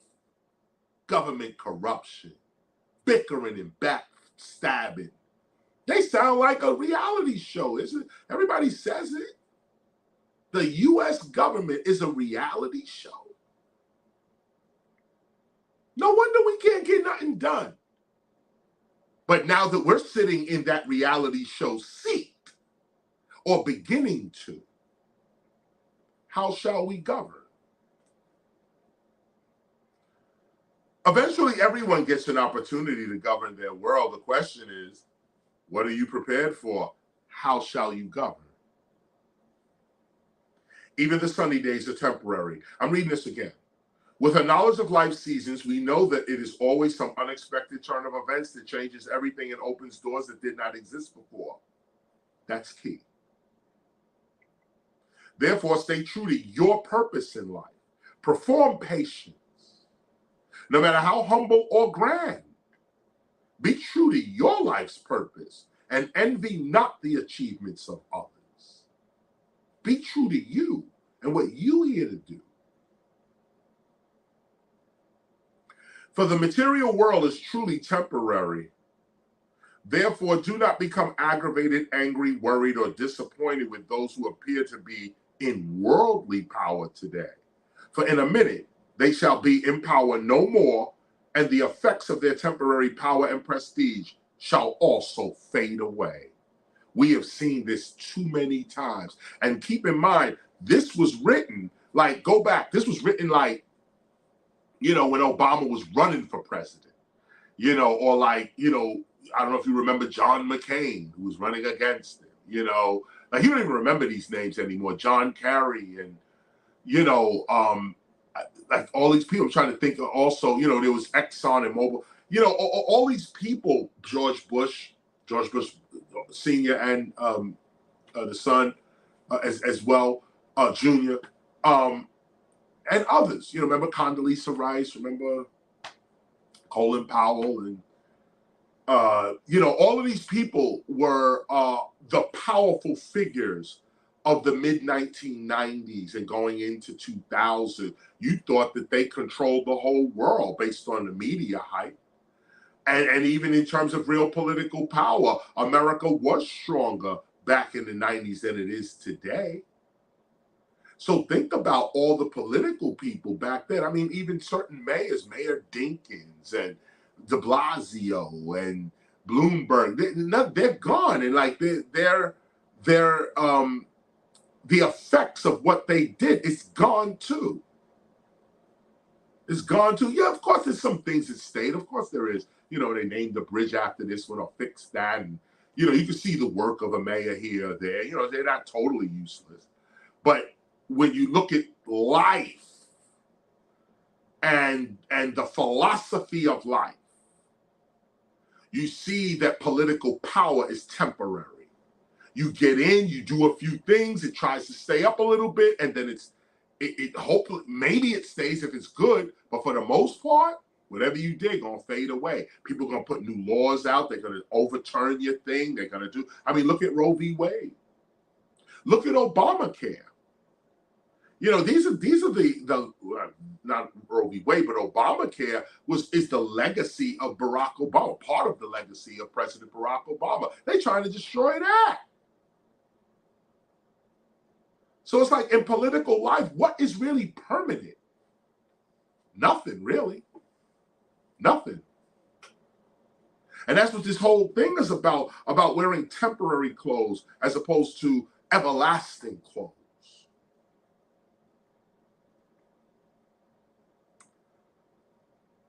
Not that we wish harm or failure upon anyone. Such is not the character of an attuned hip-hopper. However, it is a fact that the world and worldly circumstances are indeed temporary.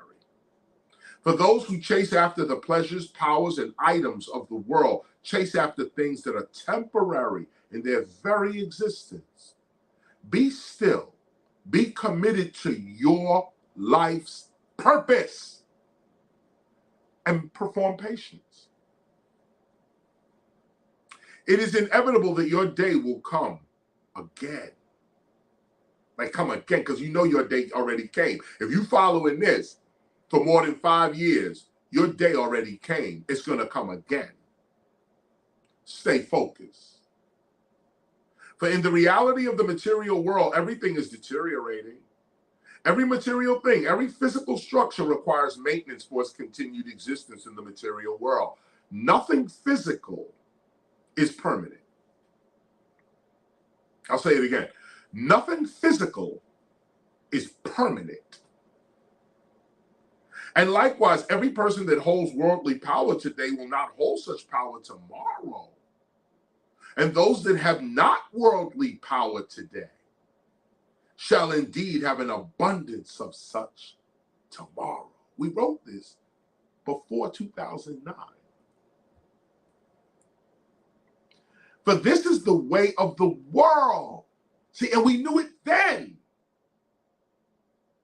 Be prepared when it is your turn to govern. You're not hearing it right now. Not only is this prophecy, this is instruction. Be prepared when it is your turn to govern.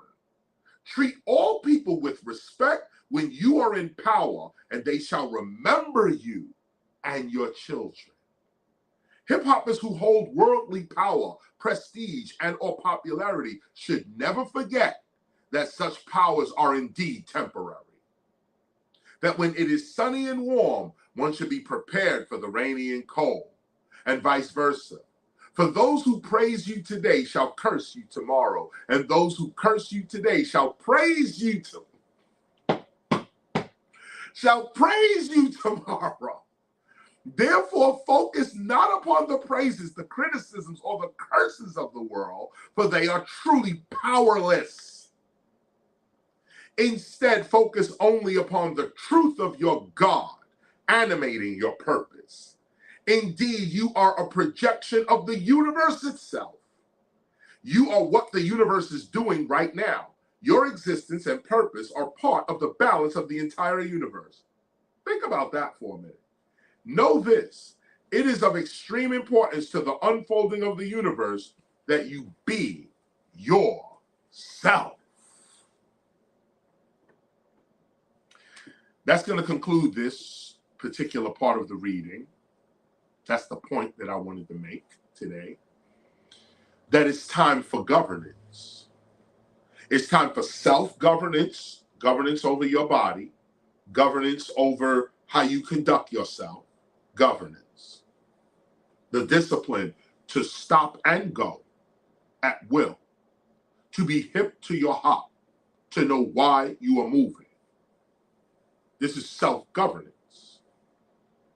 But it takes that kind of governance to now govern a nation, to govern a community, a culture. And that's what the Temple of Hip Hop is doing.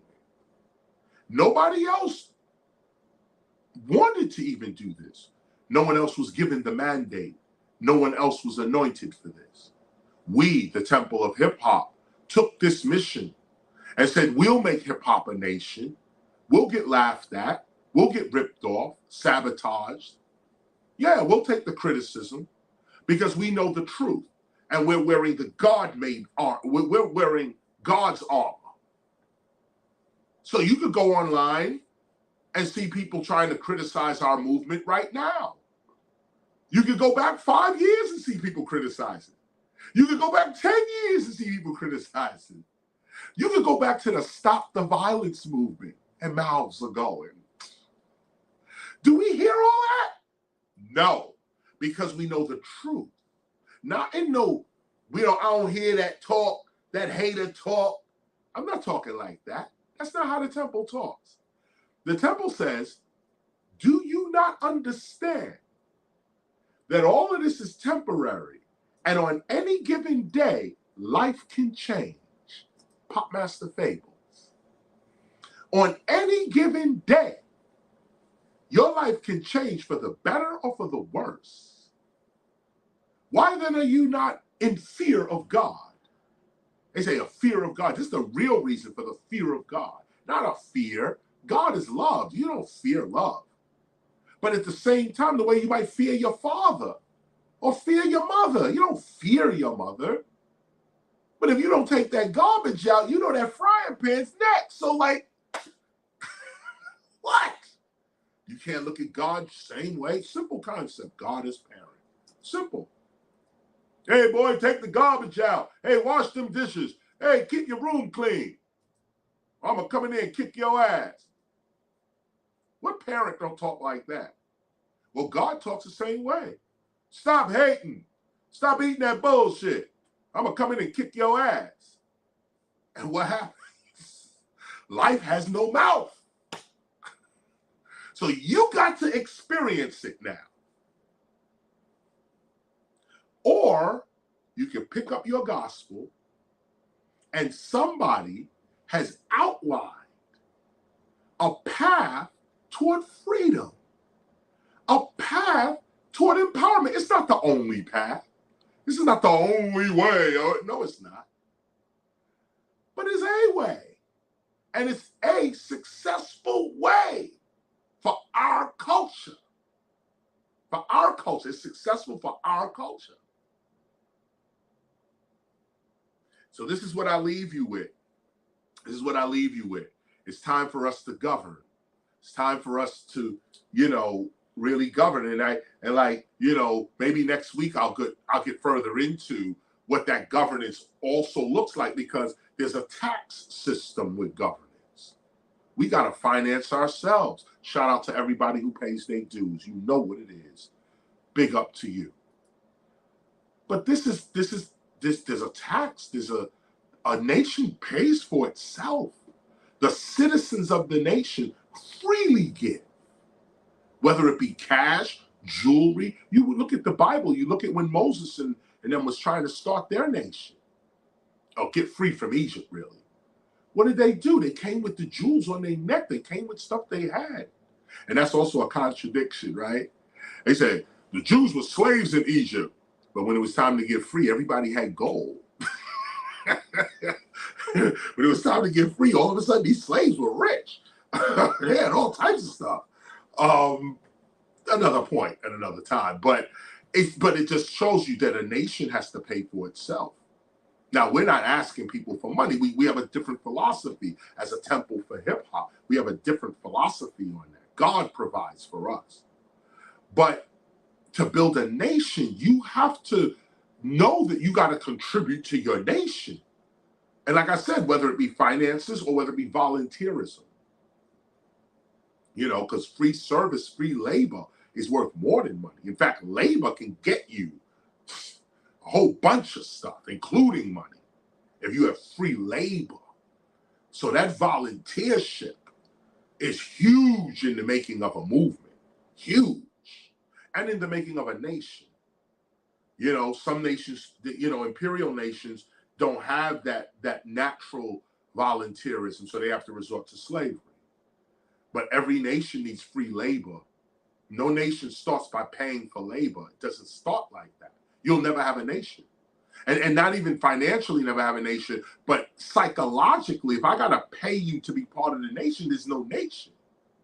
You have to willingly say, I'm a citizen of this nation, and then prove it with a volunteer service or money or something. How are you benefiting your culture, your community, your nation? So these are the real questions. What is governance? What is it? Because if you look at the U.S. government, they forgot what governance is. They completely forgot. And now it's some personal thing. Everything's weaponized now. Democrats have weaponized themselves against Republicans, Republicans against Democrats. All the news media is controlled by one or two of these parties. You see what it is. But instead of pointing fingers, can you do better? I think we can do better than the US government. I think we can do better. I think as a government, I think hip hop can do better. It's my opinion. You may have your own. But I put it forward to you because that's the work we're doing. I think that we can do better than this government. I think hip hop can even save the US. You don't want to hear me preach. So look, at the end of the day, this is what it is. What are you going to do when it's your turn to govern? This is what we do. And so this is our message to those that have the knowledge of kings, those that have the character of royalty, and have no problem building nations, establishing civilization, correcting and guiding people to good, to productivity, to long life and health. If that's what you're about, welcome to the Temple of Hip Hop. That's what we about. Temple of Hip Hop is a hip hop ministry, archive, school, and society. We're located at 55 Ludlow Street, Newark, New Jersey. We're going to start having regular courses and classes at Hip Hop History Month, November. But we actually open in 2024. But those that want to get that action in quick and early, just come visit us at Newark, New Jersey, and tell a friend as well. Let them know that hip hop has an international home in Brick City. That's going to do it for us. Thank you. It's the Temple of Hip Hop. I'm KRS-ONE.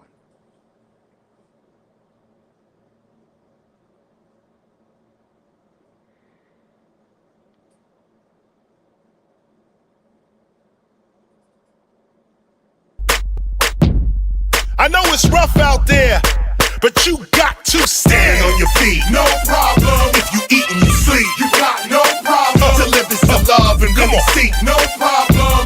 No problem. Come No on, problem. you got to stand on your feet. No problem. Word. If you eat and you sleep, You got no come on, problem. to live is to love and really seek. No problems. No problem. No problem. You see these bombs going off like usual business. Up on your feet, your dreams are not finished. Believe in yourself, man, I'm speaking a lesson. Instead of stressing over depression, just count up your blessings. Rich man or poor man, I'm neither or neither. KRS don't jerk money and he's no miser. I'm wiser, we can see the rich life is toxic. If you ain't got peace, it don't matter what's in your pocket. Switch the topic, I roll with the force, so it gives me what I need, so I don't worry about the cost. I'm more a partner than a boss. I wanna see you coming off, hitting the top like the North. I'm never lost, money I'm getting with my team. But what it mean? Without love, it's just a dream. I live within my means, I don't worry a lot. I give thanks for what I already got. Ready or not, just stand on your feet. No problem. If you eat and you sleep, You got no problem. to live is to love and really seek. No problem. No problem. No problem. Stand on your feet. No problem. If you eat and you sleep, You got no problem. to live is to love and really seek. No problem. No problem. No problem. You see the grass looks greener in another man's yard. You think he got it easy, but really, he got it hard. And most of what you see in today is a facade. Most of what you hearing them say is against God. Atheists or believers, we still ain't got jobs. Democracy is flawed if it's all about the mob. If it's all about the majority and they want the economy, this is how it's gotta be. Somebody's getting robbed. Government makeovers, political takeovers. To them, the people are leaves that need to be raked over. We sitting around fighting each other, dissing each other. We need to be forgiving each other. But while we killing each other, the salary's still low. Now the country's being run like a reality show. And it's sad to be so, but it had to be so. I stay grateful, not hateful, till my battery go. Just stand on your feet. No problem. If you eat and you sleep, You got no problem. to live is to love and really seek. No problem. No problem. No problem. Stand on your feet. No problem. If you eat and you sleep, You got no problem. to live is to love and really seek. No problem. No problem. No problem. Come on, let's finish it up. The simpler, the better. People on top, they think they're gonna be there forever. You see, money Money is their goal, so they selling your tomorrow. Envy and vanity will gamble and borrow. No self-esteem means your dreams are hollow. Others put up a front cause they got no dreams to follow. I know your dreams seem far away, but someone had to dream for you to be here today. So stand on your feet if you're strong, never weak. Grateful, not hateful, I'm strong when I speak. Love is what I sow, so love is what I reap. I'm called every week for my rhymes and my beats. Man, I ride through the street, get deposits like banks do. But I ain't yelling it out, for real, I'm thankful. And I thank you. You got to stand on your feet, no problem. If you eat and you sleep, you got no problem. To live is to love and really seek, no problems, no problems, no problems. Stand on your feet, no problem. If you eat and you sleep, you got no problem. To live is to love and really seek, no problem, no problem, no problem.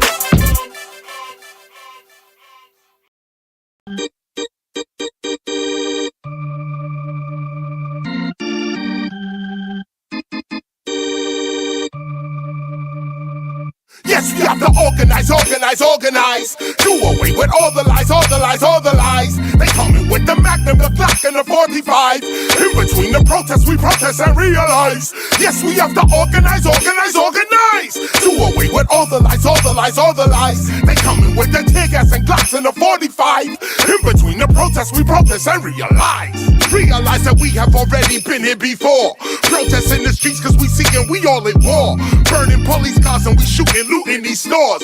You may not agree, but you see they changing these laws. The only thing they understand now is a city burning. They acting like they shocked with these cops, they just learning. Seeing Mr. Floyd on the ground, it got him squirming. Now we can see they are the Nazis, we the German blacks. Organize, organize, organize. Do away with all the lies, all the lies, all the lies. They coming with the Magnum, the Glock, and the 45. In between the protests, we protest and realize. Yes, we have to organize, organize, organize. Do away with all the lies, all the lies, all the lies. They coming with the tear gas and Glocks and the 45. In between the protests, we protest and realize. Yeah, we always wake up, but then we go back to sleep again. In between the protests is when we be getting weak again. We hear about the loot and another shooting this week again. This gives the police another excuse to hit the streets again. White police, black population can never be a friend. Our mothers and our fathers and our families, they be seizing them. They the overseers, we the SLAVEs to them. We gotta rise to the level where we ain't needing them. Everybody organize, organize, organize. Do away with all the lies, all the lies, all the lies. They coming with the Magnum, the Glock, and the 45. In between the protests, we protest and realize. Yes, we have to organize, organize, organize. Do away with all the lies, all the lies, all the lies. They coming with the tear gas and Glocks and the 45. In between the protests, we protest and realize. Yes, you have to follow me, follow me, follow me. It's my philosophy that white law monopoly makes democracy hypocrisy. In a capitalist economy, it's no democracy. I demand the return of my sovereignty, no apology. Independence, autonomy, no need to mommy me. I could run my own country if you could just stop bombing me.